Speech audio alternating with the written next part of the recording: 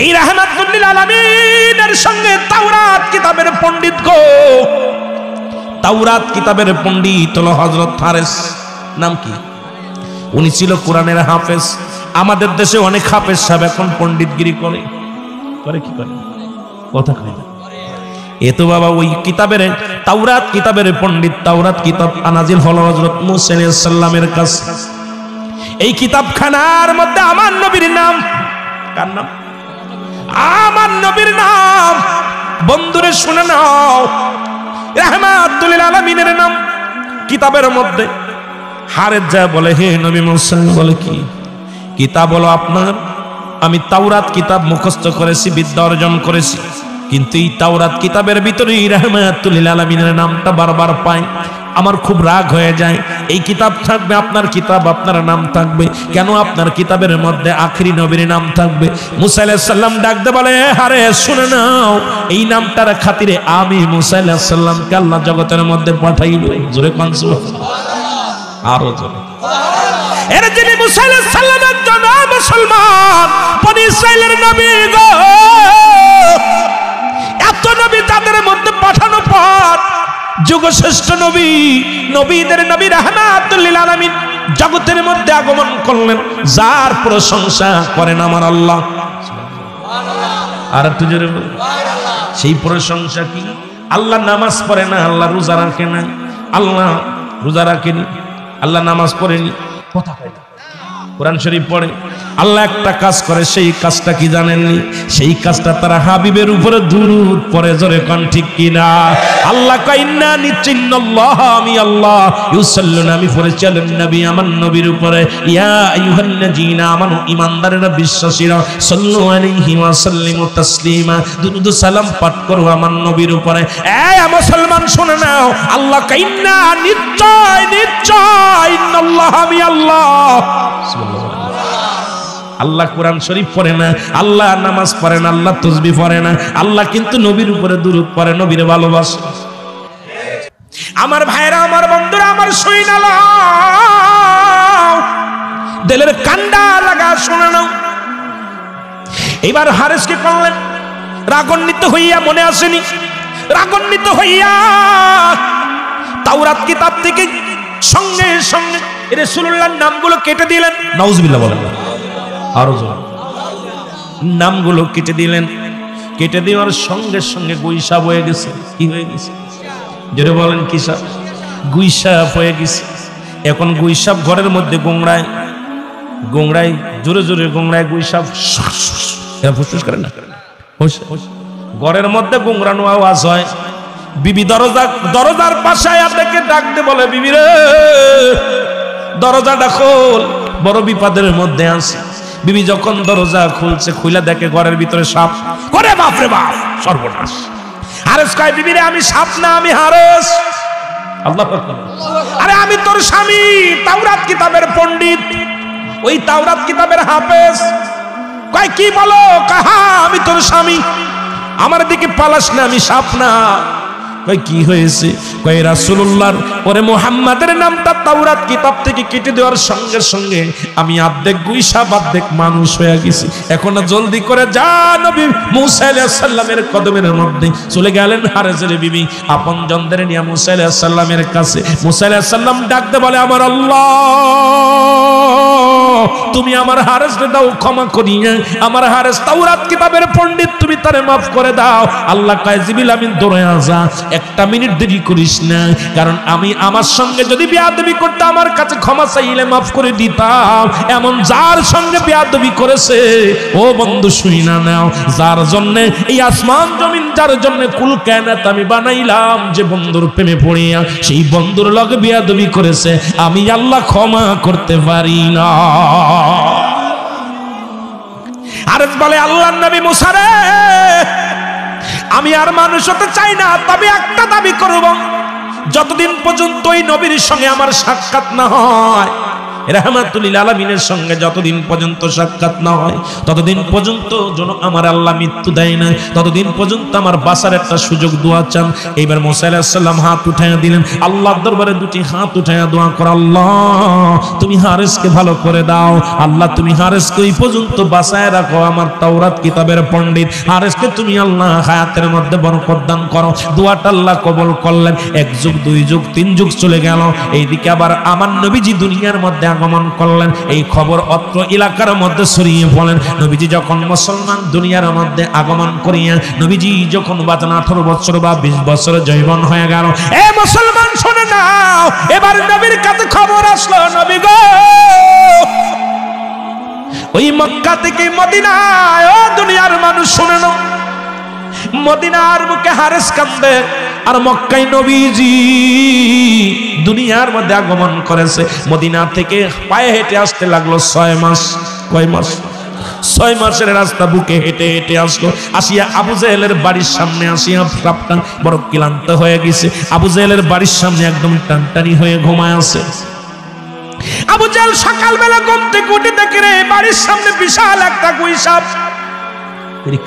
এত বড় সাপ, নিশ্চিত মুহাম্মদ সাপটা চালান দিছে, মুহাম্মাদের সঙ্গে আমার শত্রুতাই চলতেছে। এখন এই সাপ দিয়ে আমারে খাওয়ানোর চিন্তা করেছে, নিশ্চিত এই সাপটা দিয়ে আমারে শেষ করে দিবে। এখন কি করলেন? আবু জেহেল দৌড়াই যায় একটা লাঠি আনিয়া হারেসকে পিটানো শুরু করলো। হারেস বিনায় বিনায় কান্দার ডাক দেয়, বলে আবু জেহেল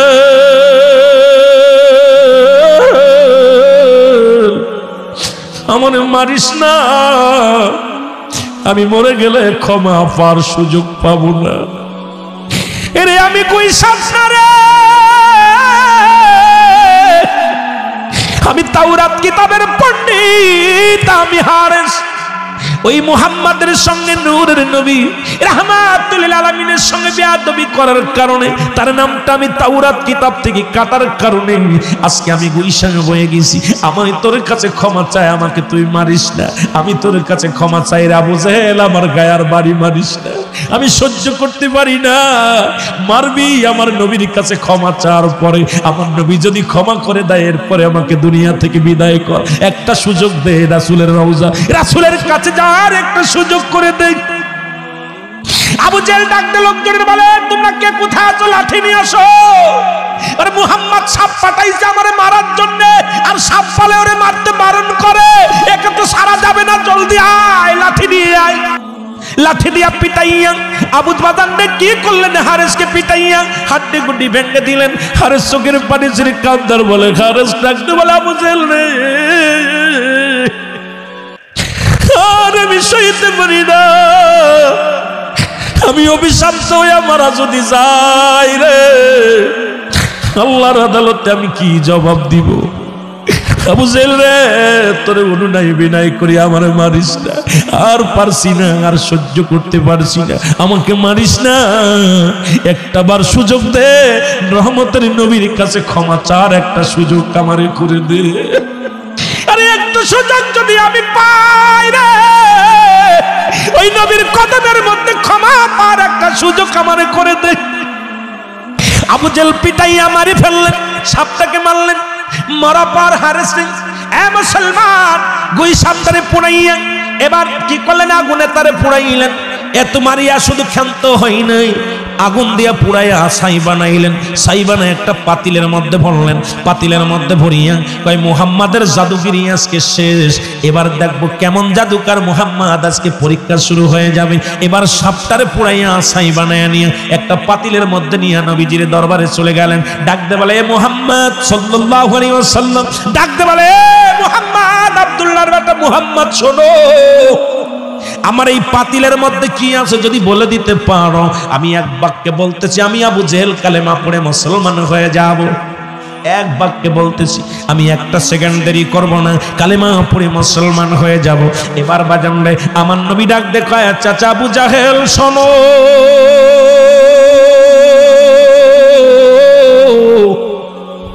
ওই পাতিলের মধ্যে কি আছে যদি পাতিল থেকে আওয়াজ বাইর হয়, তুমি কি কালেমা পড়বা?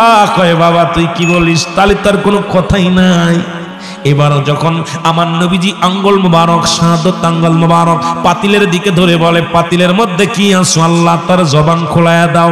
সঙ্গে সঙ্গে জবান খুলে গেছে, বলে লা ইলাহা ইল্লাল্লাহু মুসা কালিমুল্লাহ। কারণ আমি হলাম মুসা নবীর উম্মত, আমি হারেসা মুসা নবীর উম্মত। সঙ্গে সঙ্গে ডাকতে বলে, হুজুর আমি গুইসাপ হয়ে গেছি আপনার নামের সঙ্গে বেয়াদবি করার কারণে। আমি মাফ চাওয়ার জন্য মুসা আলাইহিস সালামের কাছে দরখাস্ত করেছিলাম, মুসা নবী আমার দরখাস্ত কবুল করেছিল আল্লাহর দরবারে। বলে, এ মুসলমান শুনে নাও, এরপরে আমি ক্ষমা চাওয়ার জন্য মক্কা থেকে মদিনা আর মদিনা থেকে মক্কায় আমি 6 মাস লাগছে বুকে হেঁটে আসছি আপনার কদমের মধ্যে একটু ক্ষমা চাওয়ার জন্য। আমি আবু জাহেলের বাড়ির সামনে এসে ক্লান্ত হয়ে যাই, ওখানে একটু বিশ্রামে ছিলাম। উনি আমাকে মারিয়া আমাকে কত অনুনয় বিনয় করেছে, আমার কোনো কথাই শোনে নাই। আবু জাহেল আমাকে পিটাইয়া হাড্ডি গুড্ডি ভাঙ্গিয়া এরপরে আগুনে পুড়াইয়া ছাই বানাইছে, ছাই বানাই পাতিলের মধ্যে রাখছে। আমি হলাম গুইসাপ। জোরে জোরে চিল্লা বলা যাবেন আল্লাহু আকবার। এর আবু জাহেল সঙ্গে সঙ্গে পাতিলটা ফেলে দিছে রে। উনি কাম সারছে, পাতিল ফেলে দিয়ে পাতিল ভেঙে গেছে। গুইসাপ ভিতর থেকে বাইর হয়ে ফুসফুস শুরু করছে। আবু জাহেল কয়, বাতিজা মুহাম্মদ তোর কালেমা পড়তে খালি সাপটারে ঠেকা বাবা, একটু ধৈর্য ধর, আমি তোর কালেমা পড়বো, কথা দিছি পড়বো, সাপটা ঠেকা। হারেসা কয়, হুজুর ও কোনো কথা শুনবে না, ওর কালেমা পড়বে না, ওরে আমি শেষ করে দিব কামড় দিয়া, শেষ করে। সাপ খুব তেরে আসতেছে। আবু জাহেল কয়, হুজুর এ মুহাম্মদ একটু সাপটা ঠেকাও বাবা, একটু সাপটা ঠেকাও না, আমি কথা দিছি কালেমা পড়বো। আমার নবীজি বলতেছে, হারেসা দাঁড়াও। হারেসা এইভাবে যখন তাকায় দেখে গুইসাপ পিছনে তাকায় সামনে তাকায়, খালি যায় হাঁটে আর খালি এইভাবে তাকায়, ঠিক কিনা কথা বল, খালি হাঁটে আর পিছনে তাকাই। রাসূল ডাক দিছে, সঙ্গে সঙ্গে পিছনে দেখা, আর আবু জাহেল ছিঁড়ে ছুটে দৌড়। আবু জাহেলটা দাবো শুরু করছে। হারেসা কয়, হুজুর আমি বলছি না, কালেমা আবার দৌড় শুরু করছে, কথা বলছেন দৌড় শুরু করছে। আমার বাবারা বন্ধুরা, দৌড় আজও দৌড় কালো দৌড়, আবু জাহেল দৌড়ায় ফেলাইছে। এবার আমার নবী ডাক দিয়ে বলে, হারেসা রে আমি তোকে কি করব, দোয়া করি আল্লাহর কাছে তোকে আল্লাহ ক্ষমা করে দিক। তখন ক্ষমা চায়, হারেসা চলে যাচ্ছে। আমার নবীজি ওর আফসোস যখন হাঁটতেছে এইভাবে রাসূলের দিক তাকায় হাঁটতেছে, চলে যাচ্ছে। যখন ময়লার ভিতরে চলে যাচ্ছে, দেখেন গুইসাপ কিন্তু ময়লার ভিতরে থাকে, খালি পায়খানা মলের ভিতরে পচা পানি। গুইসাপ কোনোদিন ভালো জায়গা থাকে না, দেখবেন যত নষ্ট পানি, খারাপ পানি, যত ময়লা আবর্জনার মধ্যে গুইসাপ থাকে, ভালো জায়গা থাকে না। ছাপ্ত ওই বাচ্চা কাচ্চা যেগুলো দিয়েছিল ওগুলো তো বিষাক্ত হয়ে রয়েছে। আমার বাজানরা এবার নবীজির দিকে তাকায়, হারেসা এইভাবে তাকায়। আমার নবী বলছে, হারেসা রে তোর কি মানুষ হওয়ার শখ আছে? হারেসা বলে, ইয়া রাসূলুল্লাহ ইয়া হাবিবাল্লাহ, আমার জীবন ধন্য যে আপনি আমাকে ক্ষমা করে দিয়েছেন, আমি আপনার কাছ থেকে ক্ষমা পেয়ে, আপনি রাহমাতাল লিল আলামিন, আপনার তুলনা হয় না নবী গো, যে আমি এত বড় অপরাধ করার পরও আপনার কদমের মধ্যে ক্ষমা চাওয়ার সঙ্গে সঙ্গে আমাকে ক্ষমা করে দিয়েছেন। আমি কোন মুখটা নিয়ে কিভাবে আপনার কাছে ক্ষমা, আমি মানুষ হতে চাই।